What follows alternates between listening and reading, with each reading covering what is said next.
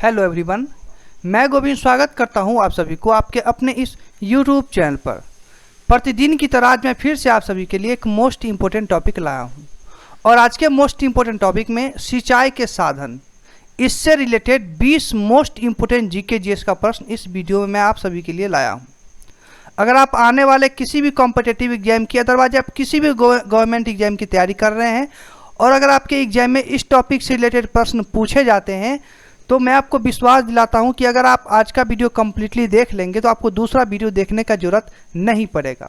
आप पूरा वीडियो देखिए, आपको A to Z प्रश्न आपको इस वीडियो में कवर करा दिए जाएंगे और कुछ प्रश्न तो ऐसे भी हैं जो कॉम्पिटिटिव एग्जाम में बार बार रिपीट होते रहता है। तो आप वीडियो को कम्प्लीटली देख के सभी प्रश्नों को जरूरी कवर कीजिए और PDF फाइल अगर आप लेना चाहते हैं तो वीडियो के लास्ट तक बने रहिए।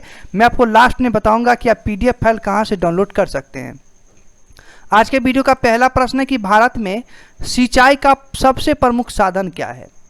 तो याद रखिएगा आप सभी कि भारत में जो सिंचाई का सबसे प्रमुख साधन है वो है कुएं व नलकूप। ऑप्शन नंबर बी इसका राइट होगा। अगला प्रश्न है कि देश के कुल सिंचित क्षेत्र में नहरों की भागीदारी क्या है।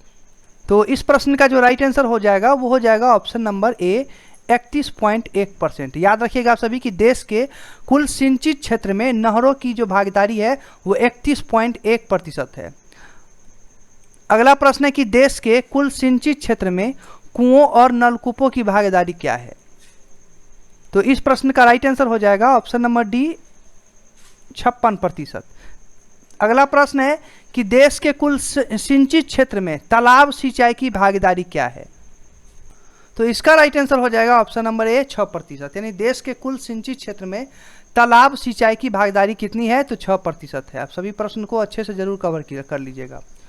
और आज के वीडियो में जो 20 प्रश्न है, अगर आप इस टॉपिक को पहले से कवर करके रखे हुए हैं तो रिवाइज तो हो ही जाएगा और वीडियो के लास्ट में आप मुझे बताइएगा कि आज के 20 प्रश्न में से आपका कितना सही हुआ। अगला प्रश्न है कि भारत के किस भाग में तालाब का सिंचाई के साधन के रूप में सर्वाधिक प्रयोग होता है। प्रश्न को अच्छे से पढ़िए।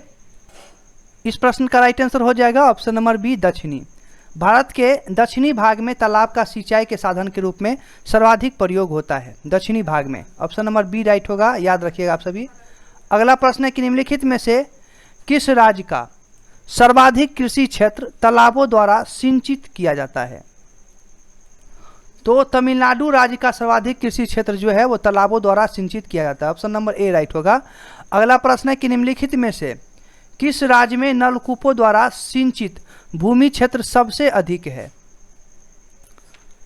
तो उत्तर प्रदेश राज्य में जो है, अच्छे से देखिएगा, उत्तर प्रदेश राज्य में नलकूपों द्वारा सिंचित भूमि क्षेत्र सबसे अधिक है। ऑप्शन नंबर सी राइट होगा इसका।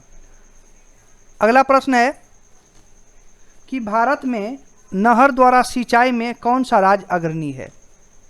इंपॉर्टेंट प्रश्न है, तो याद रखिएगा आप सभी कि भारत में जो है वो नहर द्वारा सिंचाई में पंजाब राज्य अग्रणी है। ऑप्शन नंबर ए राइट होगा। अगला प्रश्न है कि कुओं और नलकूपों द्वारा सिंचाई में अग्रणी राज्य है। यहाँ पे था कि भारत में नहर द्वारा सिंचाई में कौन सा राज्य अग्रणी है और ये प्रश्न है कि कुओं और नलकूपों द्वारा सिंचाई में अग्रणी राज्य कौन सा है। ऑप्शन नंबर ए राइट होगा इसका, गुजरात। अगला प्रश्न है कि निम्नलिखित में से किस राज्य के शुद्ध बोए गए क्षेत्र का सर्वाधिक भाग सिंचित है। प्रश्न कर रहा है कि निम्नलिखित में से किस राज्य के शुद्ध बोए गए क्षेत्र का सर्वाधिक भाग सिंचित है। इस प्रश्न का राइट आंसर हो जाएगा ऑप्शन नंबर ए पंजाब। अगला प्रश्न है कि प्रायद्वीपीय भारत में तालाब से सिंचाई के प्रचलन के लिए निम्नलिखित में से कौन सा एक कारण नहीं है। प्रश्न को अच्छे से देखिए। प्रश्न कर रहा है कि प्रायद्वीपीय भारत में तालाब से सिंचाई के प्रचलन के लिए निम्नलिखित में से कौन सा एक कारण नहीं है।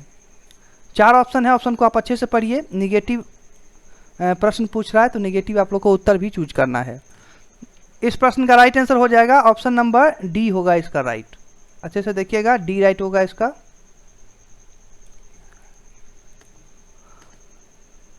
अगला प्रश्न है कि इंदिरा गांधी नहर कहाँ से निकलती है। प्रश्न को अच्छे से देखिए।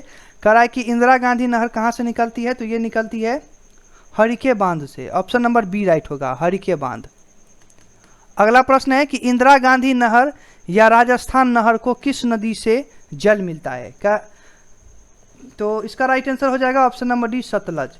याद रखिएगा कि इंदिरा गांधी नहर या राजस्थान नहर को जो है सतलज नदी से जल मिलता है। ऑप्शन नंबर डी राइट होगा। अगला प्रश्न है कि भारत में सबसे लंबी सिंचाई नहर कौन सी है?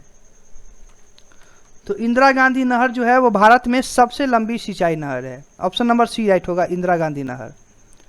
अगला प्रश्न है कि सारण सिंचाई नहर कहाँ से निकलती है? तो ये निकलती है गंडक से। ऑप्शन नंबर डी राइट होगा। अगला प्रश्न है कि त्रिवेणी नहर में किस नदी से पानी आता है? तो आप सभी याद रखिएगा कि त्रिवेणी नहर में जो है वो गंडक नदी से पानी आती है। कहाँ से? तो गंडक नदी से। ऑप्शन नंबर सी राइट होगा। अगला प्रश्न है कि भारत की सिंचाई क्षमता का 47.78% पूरा कहाँ से होता है?